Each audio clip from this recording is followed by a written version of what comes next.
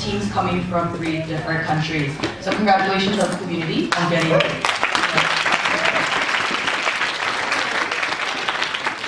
Before I proceed to announce the teams as well as the panel that will be judging the grand finals, just 2 points for the audience. First of all, please keep decorum in the grand finals, so any cell phones, devices that may make noise, please turn that to vibration mode or turn it off. Also, we encourage cheering and supporting your teams, but do keep etiquettes while you're doing so. Second, we realize that this is a super sensitive, emotional, attached motion for everybody. We require the debaters as well as the audience to keep manners and keep everything logical and cool instead of equity violations, because we have Jeff as our equity officer, who's not very a sturdy equity officer to begin with. Alright, so having that said,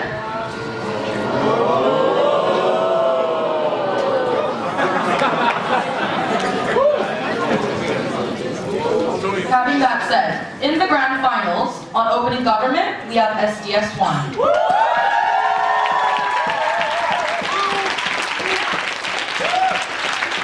On opening opposition, we have Tokyo 1.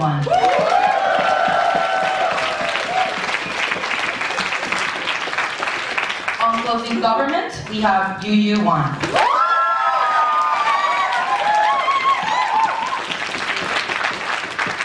On closing opposition, we have UMAC 1. In the panel of 9 people, starting from the left, we have Chenlin, Yuki, Valerie, Silchan, Squidward Tsai, Tohi, Daryl, Peter, and I, myself, Hyewan, will be chairing this round. We have a panel of diverse nationalities, philosophies, and whatnot to fairly judge this round. So, the motion before the House is, this House believes that Northeast Asia should embrace Japan's decision to amend the Constitution to have a standing army. Without further ado, I'd like to welcome the Prime Minister.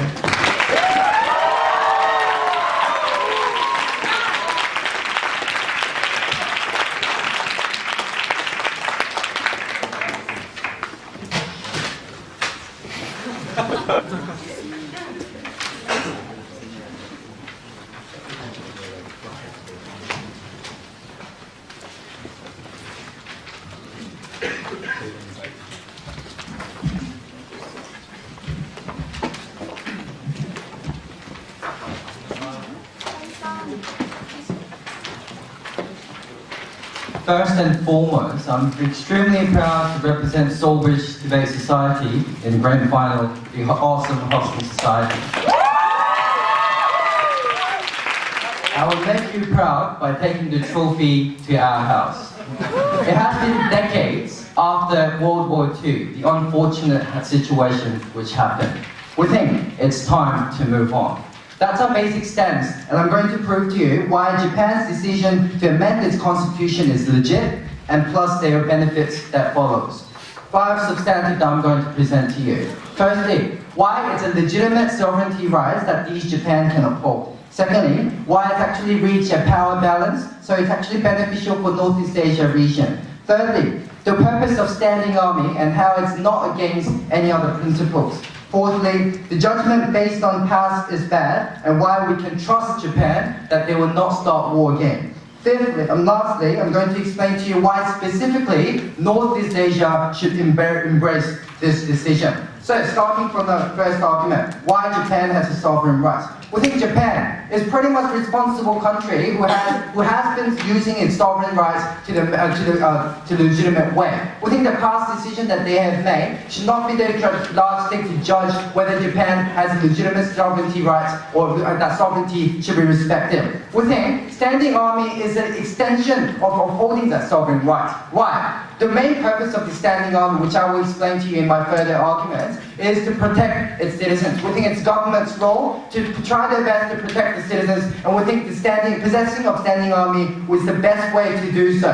Therefore, we think it's not illegitimate for these governments to uphold their sovereignty rights. Secondly, directly, why it will actually going to protect the citizens because of the power balance theory. We have to consider the specific characteristic of Northeast Asia region. Unfortunately, Northeast Asia region based upon not an absolute gain but relative gain. It means that peace are maintained by the relative power balance that exists in this region. How when China becomes strong in the nation, how the other countries also keep the balance between that, and we think that's why Japan, that specific characteristic comes into place.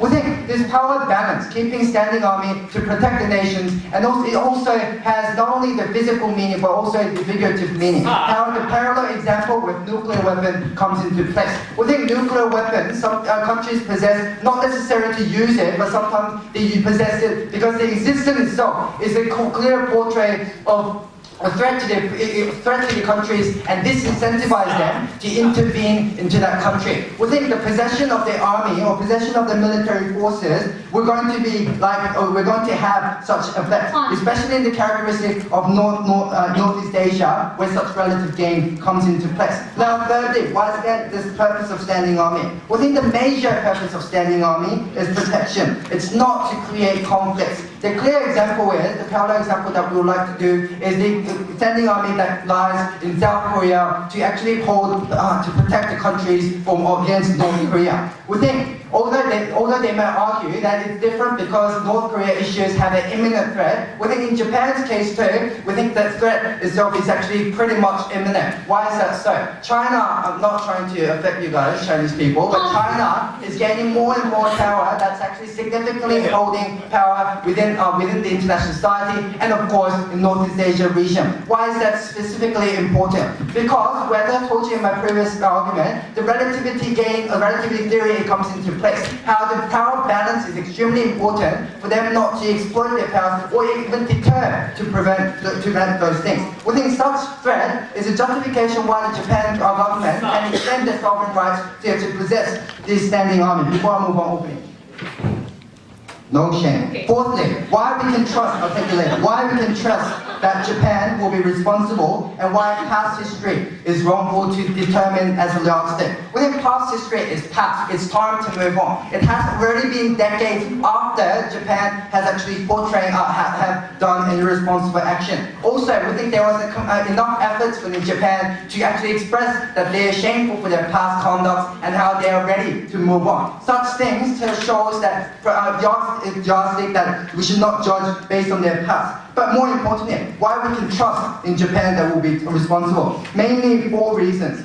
Because firstly, the Golden Arch theory, how the theory that explains how the countries with McDonald's, the countries with both McDonald's, were not going to fight each other. What that means is, because currently in the current society, how market is intertwined together, how each countries are benefited by the market exchange, how the benefits are clearly there. By Japan intervening other countries, there is no gain that Japan will get. Because firstly, Japan, whoever they intervenes, of course, the relationship between Japan and that country that Japan intervenes is infringed, so there will be no business activities. But more than that, when Japan, not only that specific country, but also when Japan starts to be viewed as a threat to the international society, we think sanctions or other international societies' policies actually abstain them from participating in economic activities. We think Japan is one of the countries that has most imports and most exports. How they're mainly based on technology, exporting their tech or exporting their items to the public, to the other countries. Therefore, this arch theory comes into significant place because their economy will be severely damaged because they are dependent upon that. Before I move on, yes. Society is not that easy. Once the Japanese government start to own their military, don't you think it galvanizes other countries to have more increased weapons? We think that's fine because it's part of power balance, and we think you, Japanese team, I think you'll be happy because they are creating armies to protect you from the power imbalance that's occurring in Northeast Asia. Second reason why it's okay, because we think Japanese governments are rational enough. We think compared to the past wars, if the wars happen in the 21st century, the damage is humongous. I think Japanese government is rational enough to take that into consideration. How the development of weapons send a message how the damage will be extremely big when the wars actually happen. We think the damage itself clearly shows that that's why international society is trying to abstain from having wars, although they have a struggle between power balance. We think that's why it's natural to believe they have rational calculus. Now, why Northeast Asia? Because we believe that it's an extension of Western imperialism, how Western countries have these standards upon this Northeast Asia region, how they have things, because you have started the war, will not let you to extend the sovereign right. That's why we think Northeast Asia should embrace that, in order to empower the nations and the region society as a whole. Because we are here to support Japanese countries, I'm sure that Tokyo will agree with me.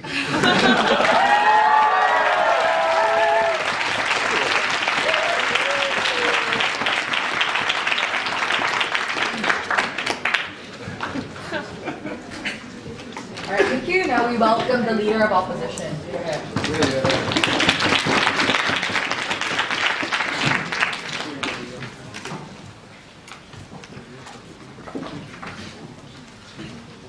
Madam Speaker, ladies and gentlemen, as only Japanese team in this debate, we are extremely proud to declare the declaration of Japanese government to lead again to have the military, because it damages the diplomatic stability itself by increasing the suspicion between countries, but moreover, it also damages the life of other countries like China or North Korea, who are suffering from the recession, who are suffering from lack of food, or all the kind of things. They are just saying very, very good picture, like textbook, like it can stabilize those countries. But they didn't show any specific picture of our society. We denied all their contention by saying if we take this policy, the people in China, people in North Korea, or all that kind of thing can be absolutely disenfranchised. To achieve those kind of goals, to prevent those kind of things, we're happy to oppose this motion. So, I'm going to talk about two things in my speech. Firstly, what diplomatic measure that Northeast Asia requires in current society, which is not like realism but liberalism, which is excluding the military or those army in the first place. Secondly, how this policy damages the people in Northeast Asian countries, Japan, China, North Korea, South Korea, or else.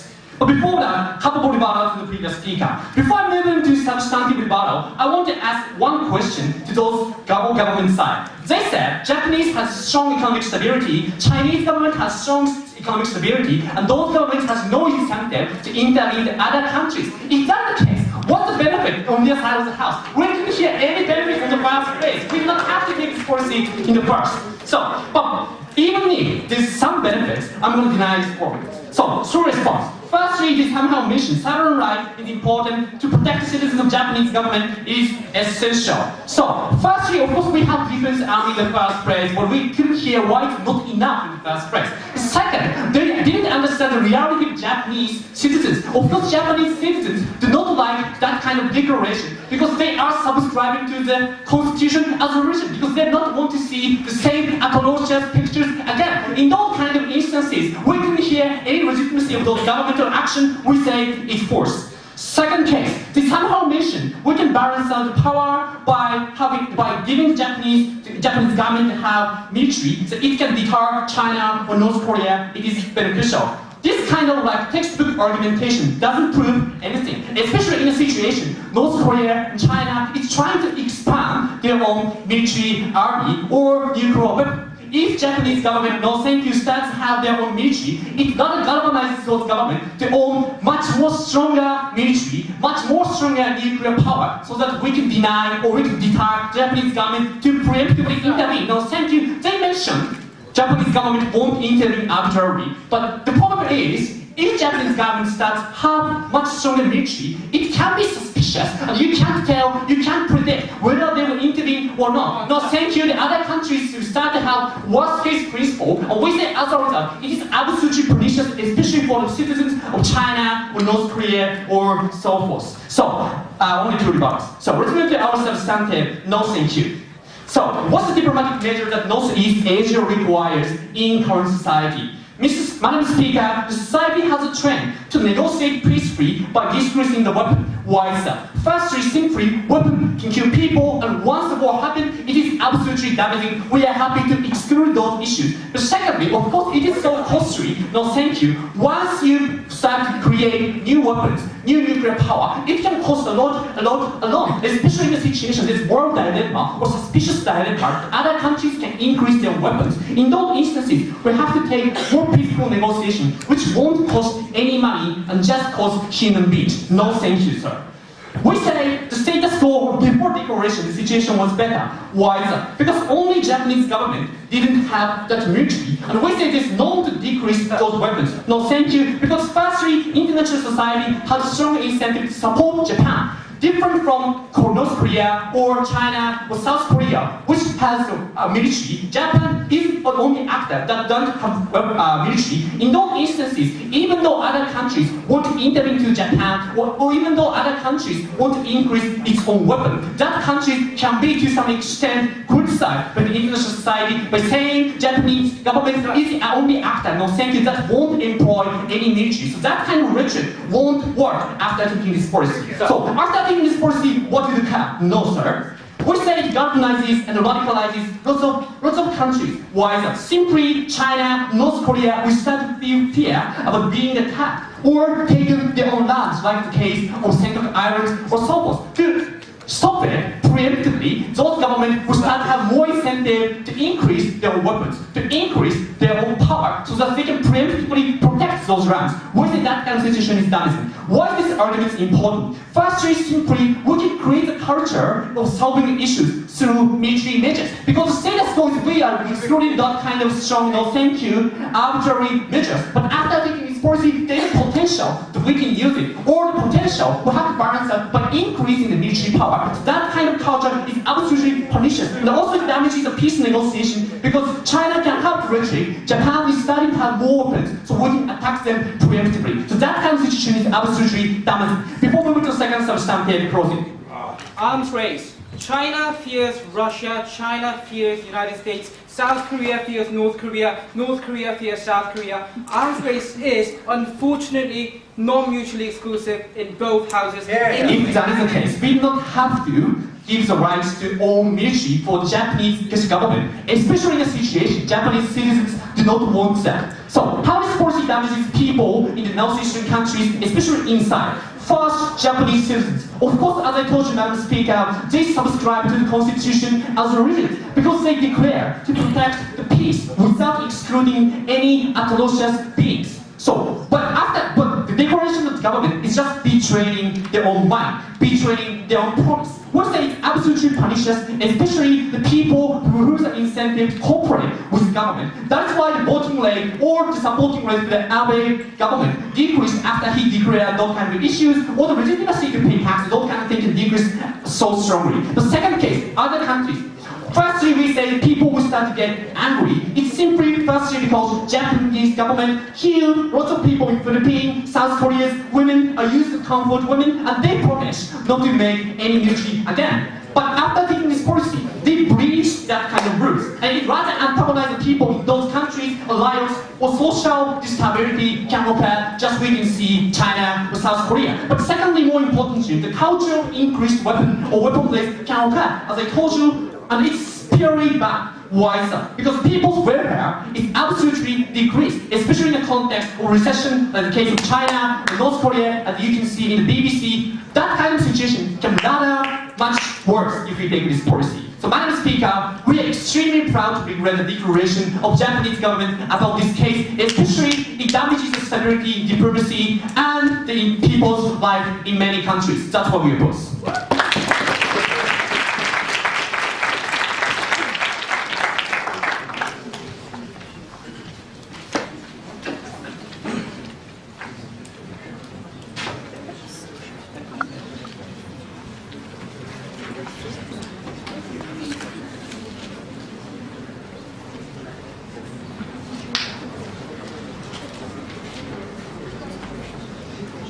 Alright, thank you. Now I'd like to invite the Deputy Prime Minister to the podium.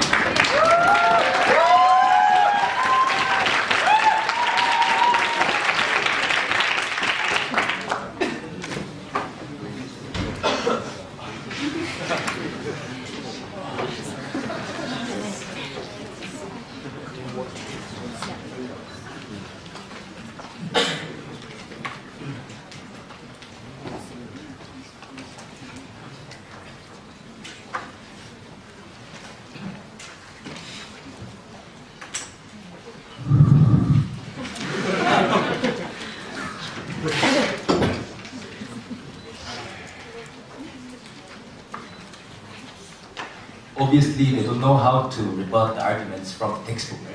I think they haven't provided any rebuttals to the arguments of the sovereignties and those relative gains that we explained in this debate. I think they're not putting any arguments into the context exclusively provided by the opening government, but then they are actually arguing like textbook arguments such as dependency and arms race. I think that's not necessarily mutually exclusive, so that's what I'm going to prove to you from this debate.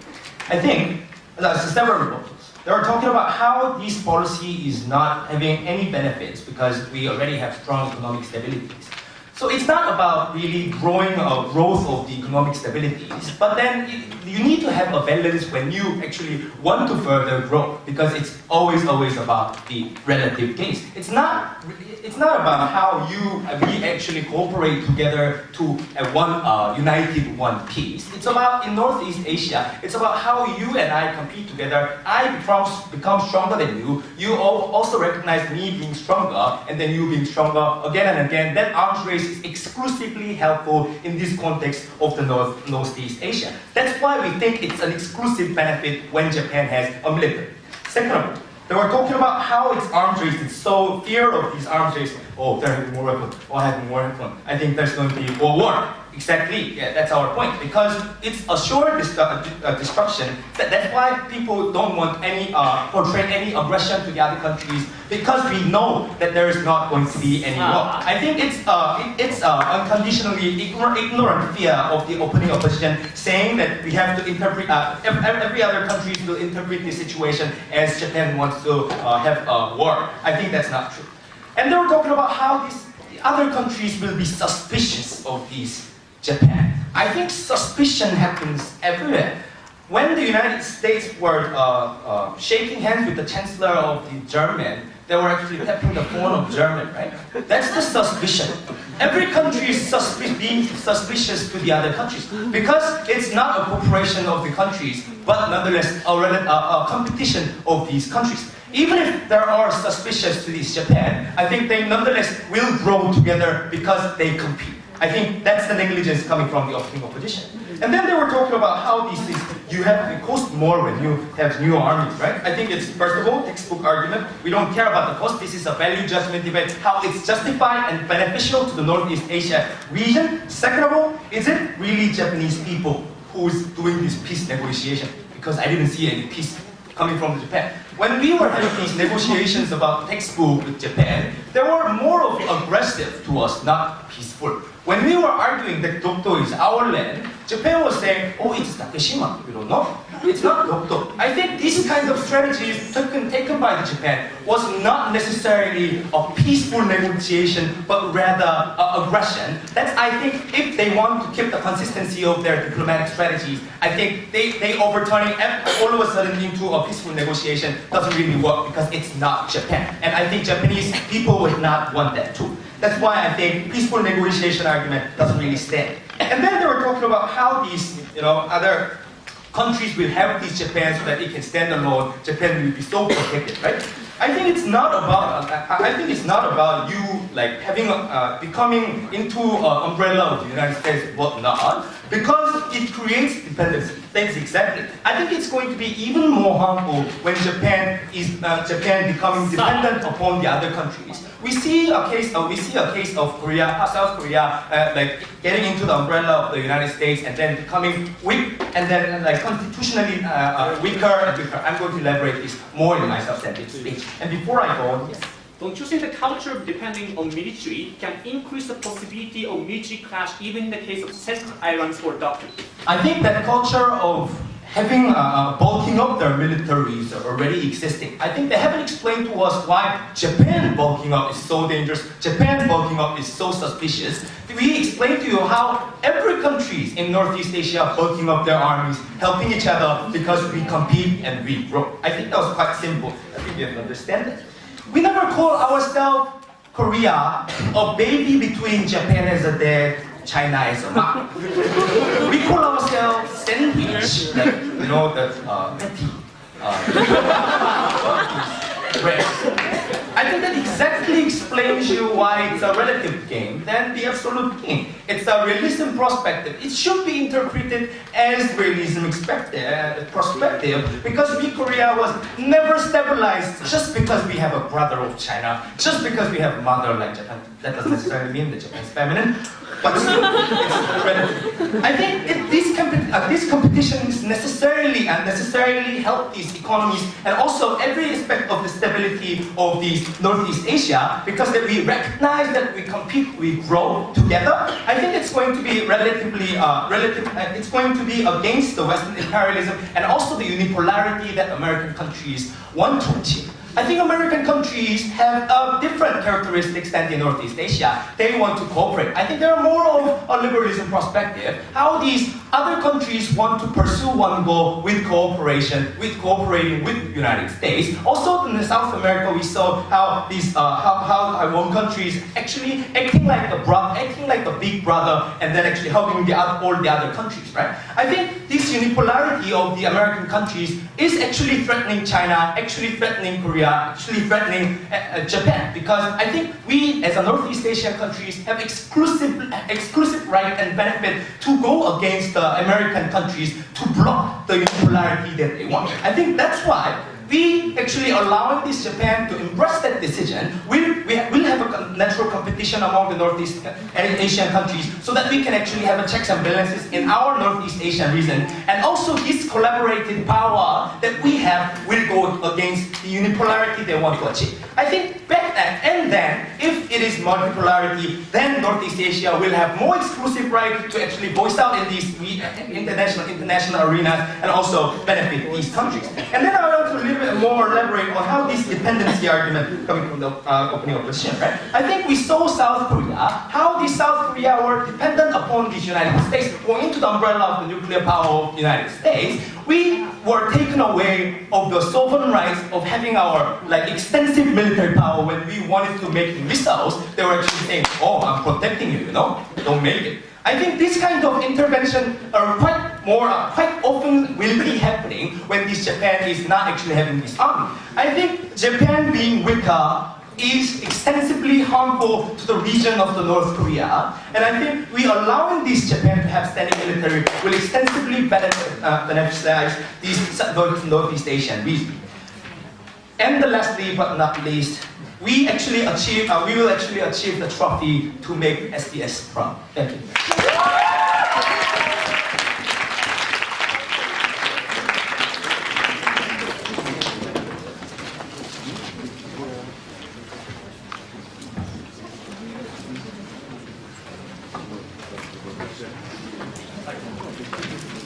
All right, so we welcome the Deputy Leader of Opposition.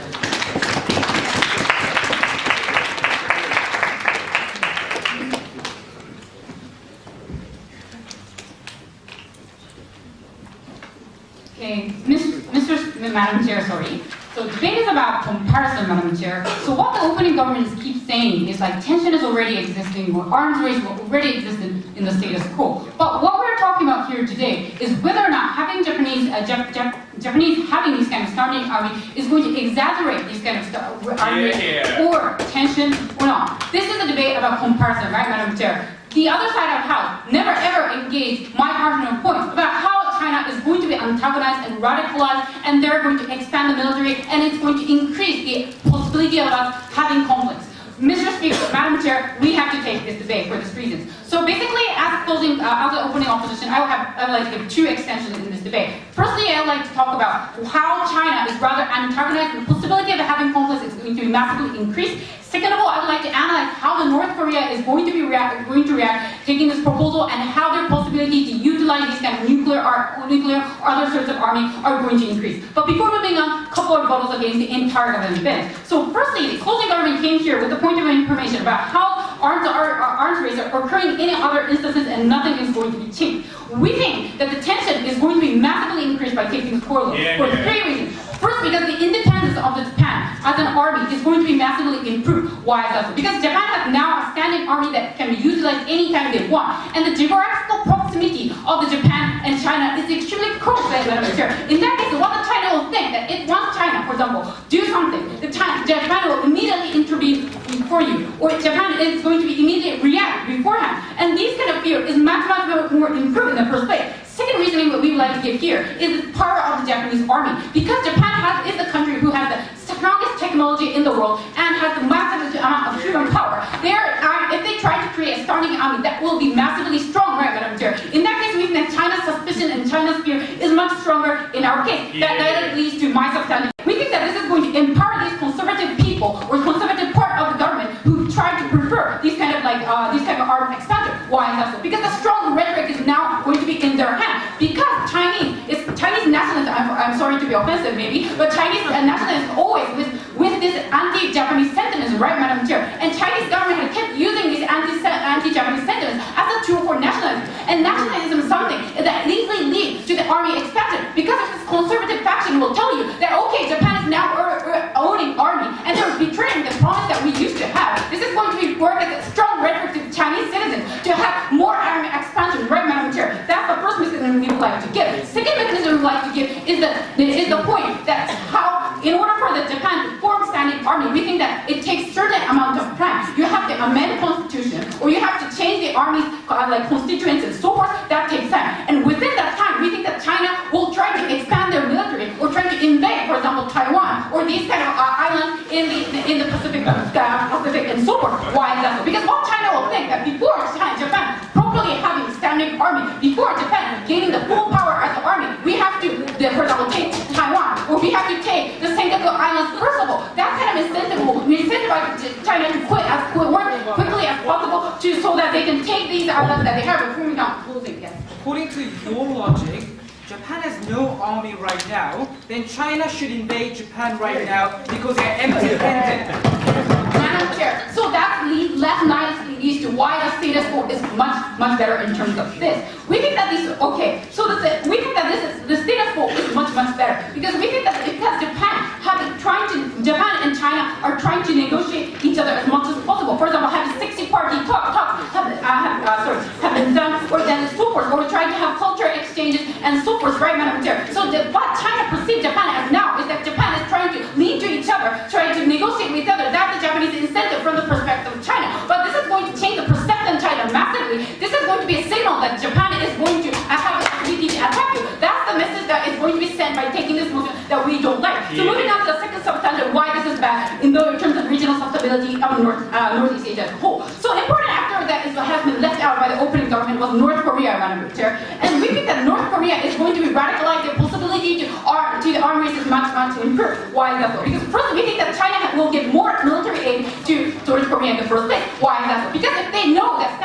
strong standing army is going to be formed by Japan, they want to form a strong alliance with North Korea so that they can counter Japan, right? That's the incentive of China in the first place. In that case, we think that aid given to the North Korea is going to be much more improved. That means that it enables North Korea to have much stronger army in the first place, right, Madam Chair? And secondly, we think that the six-party talk or negotiation with North Korea won't work between Japan and North Korea. Why is that so? Because North Korea will no longer listen to what Japan says. Because Japan, who is one of the only countries who have no army, is going to actively hire army against their own constitution, is going to be like this made more distrust to Japan. Like North Korea can say, you're trying to demilitarize us, but you yourself are militarizing, right? You are betraying the promise, and that is going to enable and legitimize North Korea to expand their military, and this is going to increase the possibility of utilizing their nuclear, for example, power, or expand their possibility to have conflicts with other countries. From all these reasons, from the perspective of Japan, University of Tokyo has to take this way. Thank you.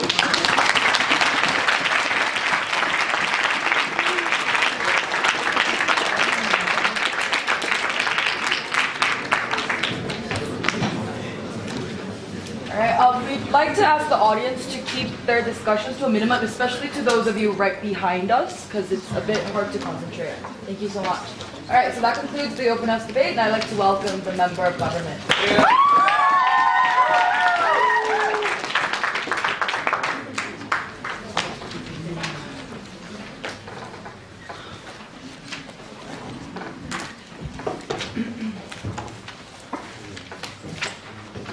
Ladies and gentlemen, members of this House, what we're going to show you from closing government is how do you change the rhetorical structures that exist in Japan right now, and why that's going to lead to a more peaceful Northeast Asia that can accept the opinions of other nations without any sort of extreme sort of prejudices on Japan. What we're going to also show is by through way of rebuttal, why the paranoia of these guys, that like Japan would suddenly have the capacity to attack everyone and would attack everyone, is fundamentally unjustified, and why that's going to be like some sort of like world or Armageddon is completely untrue. Before I move on to my extension, let's look at a couple of points of rebuttal. First point of rebuttal. On this distinction between necessity and right, they say that Japan doesn't need to have a standing army right now because it's not going to attack other countries because they're going to need integration.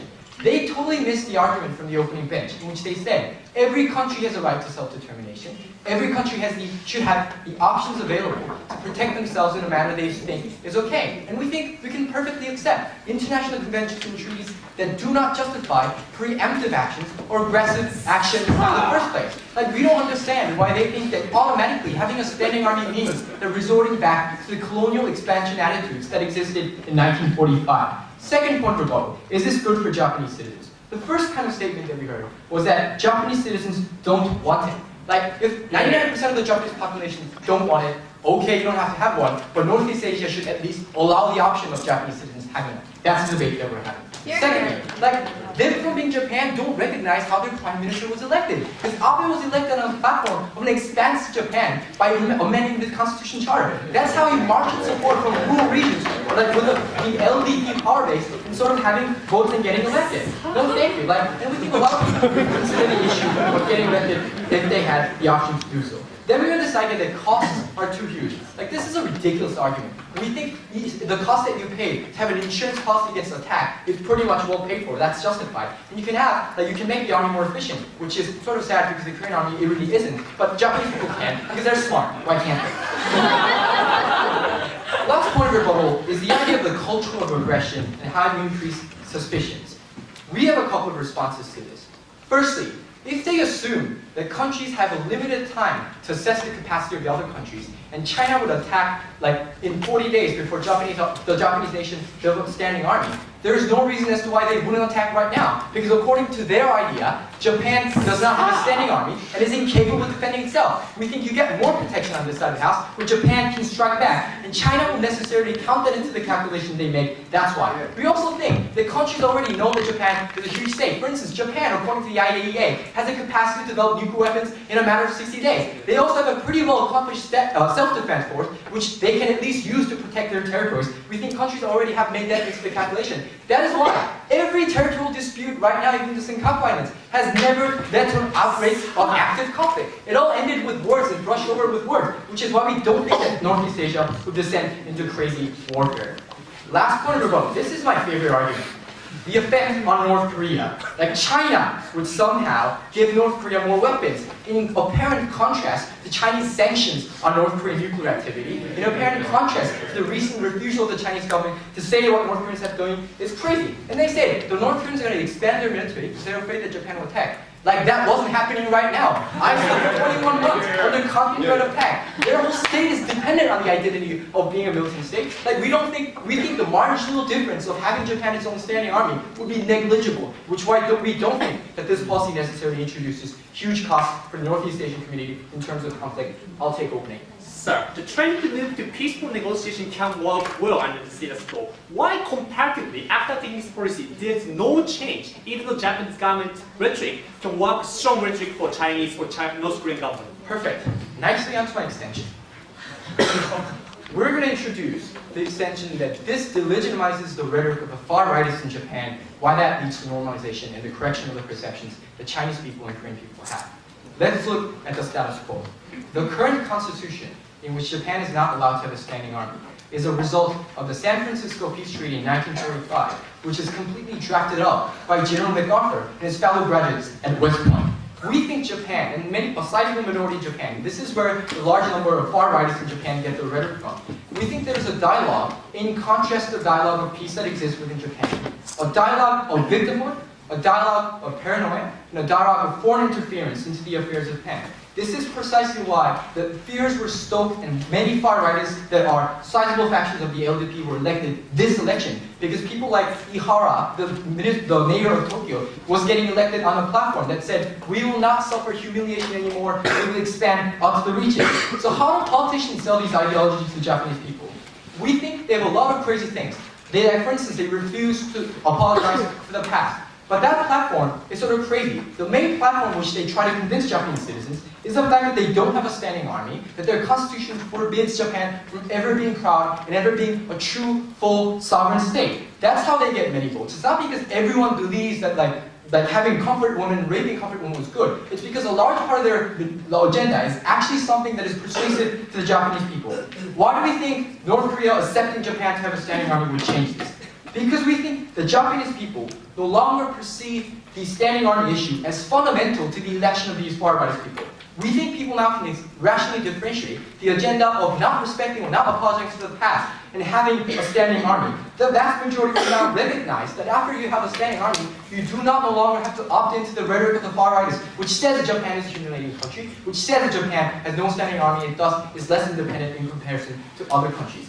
We think a great example of this is, for instance, Israelis' attitudes on negotiations between Hamas and Fatah after they raised the wall in the Western Bank. They perceived the negotiations between the Palestinian parties as something fundamentally dangerous to the Israeli state, but once they erected that wall, and once the security concerns of the Israeli people were taken care of, they could now actually rationally perceive what was right and what was wrong. We think taking care of that security concern, taking care of that rabid paranoia, actually allows the Japanese people to distance themselves and divorce themselves from supporting crazy people like Ihara. That means that Chinese politicians can no longer use sound bites of people like Abe making controversial comments like usually, and people like Ihara making controversial comments. They can no longer use their sound bite. They encourage massive nationalist attitudes that are necessarily prejudicial for the Japanese people. We think that's good, because the one biggest reason why there is so much nationalism is that politicians are able to use these kind of signs. Like, for instance, Japanese politics supporting Ihara and everything that he says. We think they use that to persuade other people in society like me, or not me, I'm not persuaded, completely not. Other people that are not able to engage in a rational discourse. That's how there's more prejudice, that's how there are more perceptions.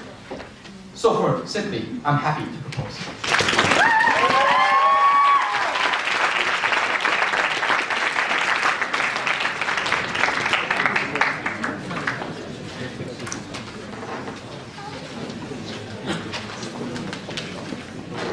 Thank you so much. Now I'd like to invite the member of opposition here.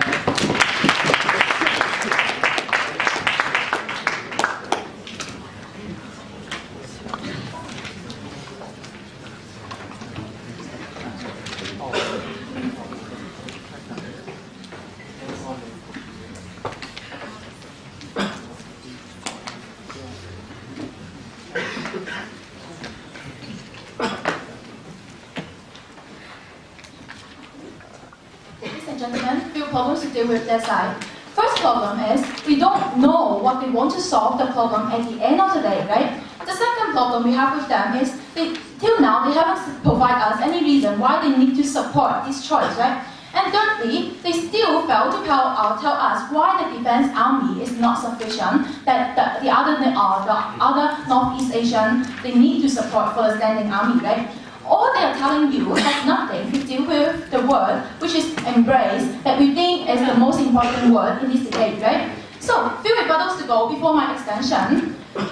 The previous speaker tells us that, yeah, although the Japan won't attack the other countries, even they have the standing army. We say even it's then, but it doesn't mean that the other countries have to trust you, right? It doesn't mean that the psychology of the other countries allow them to take this way, to trust Japan in this way. Because it's really hard for them to believe in Japan due to their own interest that you will invade me once you have the standing army, right? That's why when they have to make a choice, they really have to prioritize themselves that they won't embrace this choice. Secondly, you talk about the security concern that Japan need to convert their own citizens. We think it's kind of contradictory because if they really need to convert their own citizens, the same logic applies to the other countries. China still need to convert their own citizens that when they feel insecure, when Japan feel insecure, they need to establish the standing army. But what happened to China? They will not trust for them because they feel insecure for Japan too. So in order to protect and comfort the Chinese or the other Korean, they will not embrace this decision. So going on to my two extensions today. The first one, I'm going to tell you why all the Northeast Asian, they have no incentive to embrace this decision. And secondly, I'm going to tell you how it's going to harm the Japan, that Japan will feel shameful to ask for embracement in this case. No, thank you. So we say, going on to my first extension, why the overall speaking, the Northeast Asian, they will not support, right? Due to two general reasons. The first one is, the Japan, when they have the standing army, they won't strengthen the Northeast Asian military capacity as a whole, unlike what NATO is doing. If you say Japan is doing what NATO is doing, all the Northeast Asian is happy to embrace you, but unfortunately the fact is not. That's why we say, for the own sake of Japan to do this decision, all the Northeast Asian will not support will not take the risk to support Japan. The second idea is there are no imminent threats for Japan in Asia, right? They do not have the urgency to equip themselves, to empower themselves, to fight for any of the Northeast Asian within the community. That's why we say, for they are saying the market theory, we say if Japan they have no intention to invade the others, the same logic applies that China, Korea, they won't have any intention to invade Japan as well, unless Japan have the intention of aggression in this case. So I'm going to tell you one of the biggest product, that is China, their psychology, how they will have the biggest opposition to Japan's decision. Yes? Is the Speaker acknowledgeable of the fact that Japan is one of the most important countries in aiding peacekeeping operations, but cannot send a single man of themselves because of this particular constitution? Thank you very much. Firstly, we don't think that Japan is the most peacekeeping country in Northeast Asia. Rather than that, we say China is the one, and I'm going to tell you why I focus so much on China extension, right? Firstly, it's because China has never ever invaded other countries. It's one who are the most peacekeeping country that should stop the aggression of Japan, and also to keep peace, have this tendency to keep the long peace. So that's why we say China have the most responsibility to do this. So secondly, why China won't support as well is because they are not allies and they have untrustable relations from very long before. Firstly, because the border dispute. Although our Japanese friends is here, but still we say the W Island is actually angering China for a long time that we will not forgive Japan, right? Secondly, is every year the Prime Minister is still going to Yasukuna Shrine that to celebrate your war crime, to honor your war crime. This thing is something that China will not recognize as well, and will not support your aggression to go further, to extend to threat the China and other Northeast Asian community, right? Thirdly, we say, at the same time that China, they were afraid that the US, which is the opponent of China, but the allies of Japan, will actually extend the power using Japan as a tool, right? In this case, we think that China is the most peacekeeping factor and taken into consideration. Definitely, they will not support this case, right? So we're going to talk about, and also one more factor is, we say the nationalism is using the propaganda of antagonistic to Japan in this case to foster the nationalism in this case. So we don't think that there is any reason for Xi Jinping to actually support this reason and embrace Japanese decision, right? Going to my second extension, which is I'm going to tell you what is the harm to Japan as a whole. Because we know that I've already told you, China will never trust Japan again due to their political stance. That we are going to have a comparison between Germany and Japan, which is also the defeated country in the world, right? We see China trust Germany again because they're willing to apologize, they're willing to admit their mistakes. But the same case is not applying to Japan. They haven't reflected at all from the history till now. That's why the China will not consider it to have any reconciliation with Japan. In this case, we think that for Japan as a country committing such extremely, we will not forget them, but we will not forget that and forgive that, right? So in this case, what scenario will happen at the end of the day? Only two, right? The first one have already mentioned by OO is the arms race that will not benefit any of the Northeast Asian community. And the secondly is the war of aggression that is directly respond to opening, right? They say, why Japan is so dangerous? Of course, because they're the most aggressive country in world. I can say, right? Because this act will only increase their tendency to commit the war of aggression again. Because it's not necessary for you to have a defensive army plus an standing army in this case. What will happen if they have a more than sufficient army in this case that will harm the Japan to commit the war of aggression again? Firstly, it's still suffering from economic recession. They have no money to actually have extra spending on the military, but still they need to focus more on the people, right? And secondly, if you really have to make the arm race, we think that definitely Japan will lose, because I'm so proud to say that China have much more capital to fight the arm race, to equip themselves, and to have more resources to keep the peace and also to stop this aggression of the Japan. So at the end of the day, I'm so proud to oppose something that will harm Japan, that will destroy the interrelation and the policy that no Northeast Asia will support. I'm so proud to oppose. Thank you.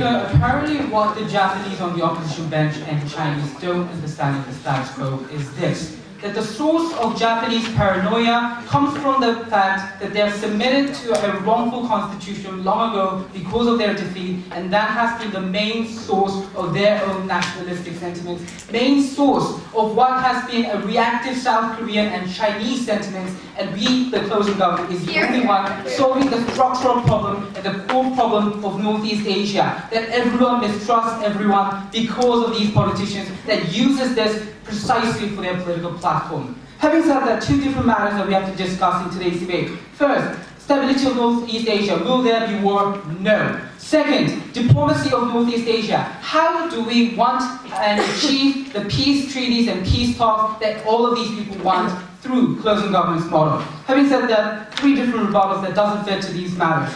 First, Japanese citizens don't want this. Apparently, opening opposition is not tuning into Japanese politics, because we saw Japanese politicians becoming elected precisely because they were arguing for stronger Japan. And finally, even if that's not true, we think that today's debate is already clarified by Min Jae when he argued that it's with the premise that if the Japanese people want, Northeast Asia should embrace this, therefore not attacking any of the spirit of the motion. Second, what is the difference between defense army and standing army? There is a significant difference in two different levels. They cannot even aid allies in the status quo. They cannot even send again peacekeeping operations even if they have good intentions. That's a key difference already. But another difference that was contributed by Min Jae, never rebutted, is this, that the fact that they have a constitution disallows them to have standing army itself is a sign of submission, itself is again a sign of the fact that they don't even have sovereignty in the status quo, and that is the major source that we want to cut down in this debate that the opposition never understood. On a third level, China does not go to war, and China is strong coming from weird closing opposition.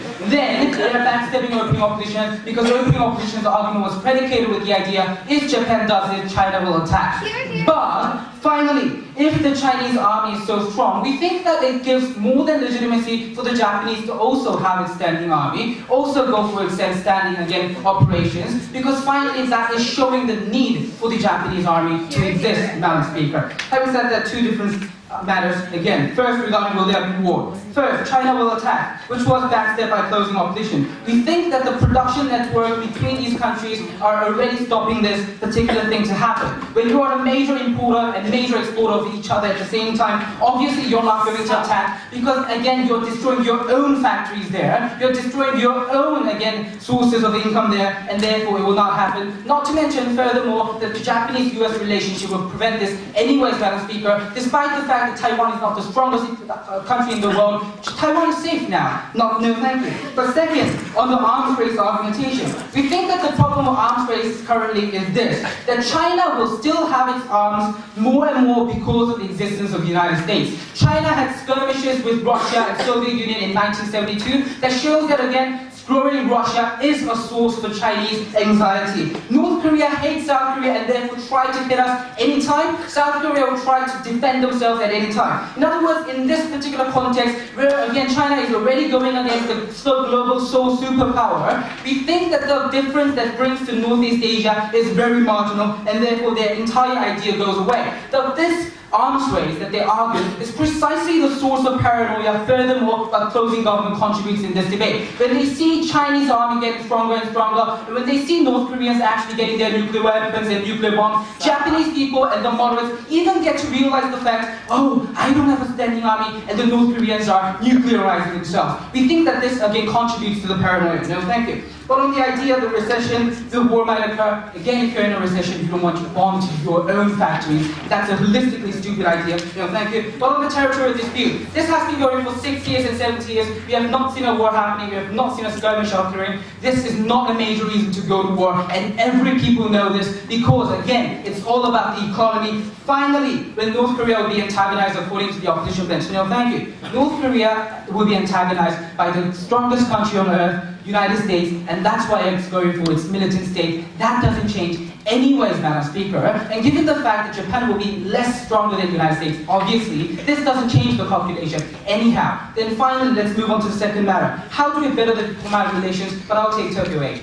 Even if this motion can stabilize far-right movement in Japan, don't you think this motion destabilize other countries in damage Northeast Asia comparatively? No, because, moving on nicely, the closing opposition kept on arguing that there's rhetoric existing in the status quo. That's exactly why closing government comes into this debate. The status quo is this. Japanese far-rightists now persuade the moderates because this is one of the most fundamental, easy ones that's even written in textbooks. You get to know that if you don't have standing army, you don't have sovereignty, and therefore even the moderates get persuaded this particular fact. No, thank you. But the problem here is, these far-rightists getting against sizable support in Japan becomes the rhetoric of South Korean politicians and Chinese politicians arguing, hey, look at Japan, we should hate Japan, and that becomes their exact political platform. In other words, once we actually rationalize a country with paranoia, a country that thinks that they don't even deserve the basic sovereignty that even Germany has, which holocausted Jewish people, we think that at the end of the day, the blame actually goes to these Japanese, must go to these Japanese far-rightists, but that doesn't happen in the status quo. In other words, what closing government argues is this. We're cutting down the major source of legitimacy of these Japanese far-rightists. And given the fact that now their source of legitimacy is going away, we think that this is sufficiently enough to also lower down the far-rightist movements in South Korea, in China, because they no longer have the legitimacy. Because a mayor in Osaka argues, that doesn't become, because a single Japanese argues for far-rightists, that doesn't become the reason for South Korea to go nuts. But when Abe, the Prime Minister of Japan, argues for far-rightist movements and plans that actually antagonize South Korea. In other words, given that there are rhetoric in the status quo, and that's a major reason for destabilization of Northeast Asia, the only team that tries to solve this in this debate is closing government, and that's why we should take this debate. Because at the end of the day, the only way to delegitimize these particular groups that has been the most belligerent, but at the same time most impactful and problematic in our world, is the only way for closing government. But what about the short-term repercussions? But given the fact that war will not happen, Madam Speaker, of course South Koreans will hate this for a few time. Of course Japanese will hate this for a short run. But what we are arguing here is simple. We will get to know that war doesn't occur despite the fact that Japan rearmed itself. We'll get to know that as Germany reaffirmed its position in the European Union, that finally Japan is a believable country, that despite the fact that it rearmed, despite the fact that it has reconstitutionalized itself, it doesn't go to wars and it doesn't destabilize the country. Well, North Korea does, but not Japan. So what is the side of the closing government? We argue that we need to target the core source. Everyone's playing on peripheral sides. Closing government takes this debate home.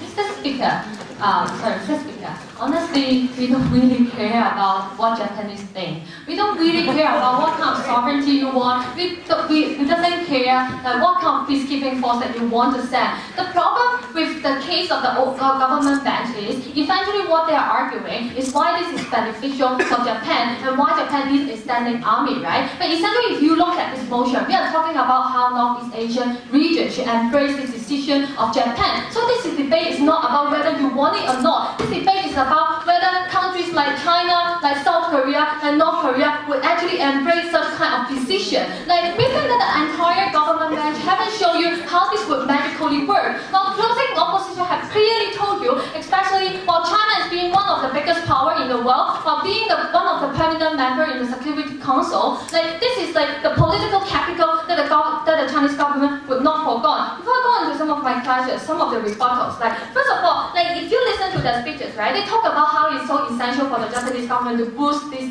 sovereignty, how like they need the government, like they need to prove that the state is not an aggressive state. Like what we are saying here is that seriously, the rest of Northeast Asian country doesn't have the interest to let you even have the sword to show whether you are peaceful or not. What they want essentially for Japan, given the track record in history, is to not have a standing army again, so they will not risk for being invaded again. We think that this is the incentive and this is the mentality of China, Japan, like China, Korea, and and North Korea, right? Like especially we think that it's especially problematic when we talk about like how magical regional stabilization is going to happen, how like they will peacefully hand in hand just build up this region, and we are going to be able to compete against US. Firstly, we think that the reason why like Japan is ally of US, right, is not because China is not willing to be their ally. They are ally of US because they want to be a small brother of the superpower in the world. We think that it's essentially not because it's not really like it wouldn't happen like magically, just because they have a standing army. Then they would certainly talk to China, hey, let's work together, like hey, let's work together and compete with USA and be there. And balance the power with the Western region. We think that it's not going to happen. But more importantly, why regional stabilization will never happen is because like the interstate relations that we are talking about here. So what would happen if Japan really have a standing army, right? This is the rationale of the Northeast Asian country that they are going to have. Like first of all, when you have a standing army, you are going to irritate China. So obviously, China is going to increase the military expand. And on the second level, we think that South Korea will also be threatened as well. So what will happen is that they will also increase their army spending. So what will happen next is that when North Korea, seeing South Korea as their primary threat, is increasing the military arm, then they will increase their military arm as well. We think that this kind of interstate relations is probably the reason why we think that the kind of regional stabilization is not going to happen, especially they have failed to show how and why essentially is the interest and incentive for the other state to embrace the decision of Japan. Now, going to my classes, right? Essentially,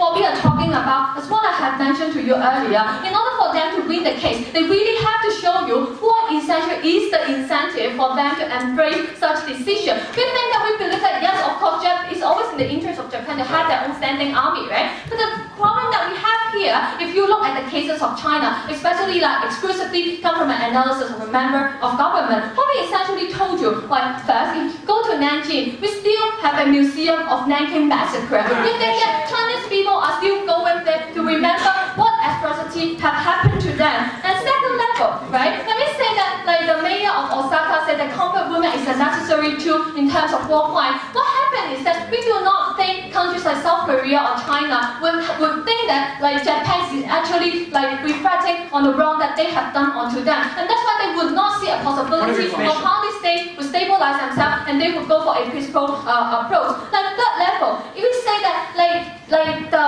interstate relation between China and South Korea and Japan is actually extremely fragile. Like whenever like annually, when the Prime Minister of Japan actually go to Yakushini shrine to honor the war criminals, we think that this is a time that like a diplomatic relationship dropped to the frozen point. So we think that this kind of relationship would just suddenly magically like happen if you just give them a standing army. Especially like most importantly, like the incentive of Chinese government is always to keep Japan in the antagonistic relations. Why? Because they have been using this as a political tool and political propaganda to boost up the nationalism of the citizen. We think that it's always easier for us to have an outside army that has to stabilize the internal instability of China. We think that this has been the kind of political tool and propaganda that China have been using. And that's why they have been spending so much money to rebuild the Nanking Massacre Museum in remembering what kind of atrocity the Chinese people have experienced through. We think that this is essentially the reason why, especially like China, would not have the incentive to support this decision. We think that this is the same case for South Korea or North Korea, especially when South Korea is itself a country that was being invaded by Korea, and that's why they themselves are being irritated by the speech of the mayor of Osaka. We think that the same reason applies. The thing is, even if they keep on saying, hey, Japan has moved on, that this is 21st century, but the problem that we have is the people in China and in Korea haven't moved on. We are still trapped in the atrocity that that Japan have committed to us. We are still being trapped on that. Apologize yes. This debate is not about feasibility, because if that's the case, your argument saying that war will occur is most unbelievable. No, this debate is about feasibility, because when you are talking about how they should embrace it, right, you have to show us why they have the incentive to embrace it. This is the question that we have been answering, we have been asking. Like, lastly, we think that why it's even harmful to Japan itself, right? Like, my partner had already told you, right, given that like Japan itself is experiencing economic recession, we think that keep on spending on military is probably not the best choices that they can make. We also told you, when you are talking about arms races, China obviously have an upper hand. And that's why we say that when you really want to go for stabilization of such region, you should not allow Japan to have a standing army. And then I also asked the question, like how, because China is not going to invade Japan, so how are they stand, right? Well, the reason why we are saying that China is a peaceful country is because under the status quo, as long as China do not see Japan as a threat, we think that it's always in the interest of China to prioritize its economic development. But this dynamic change, if Japan suddenly acquire a standing army, then we think that China will have more political incentive to actually attack or increase the military defense in terms of Japan. Like, being a Chinese, very proud. Oh, thank you. Thank you. Leaders, please cross the floor and shake hands. Where are we going to discuss?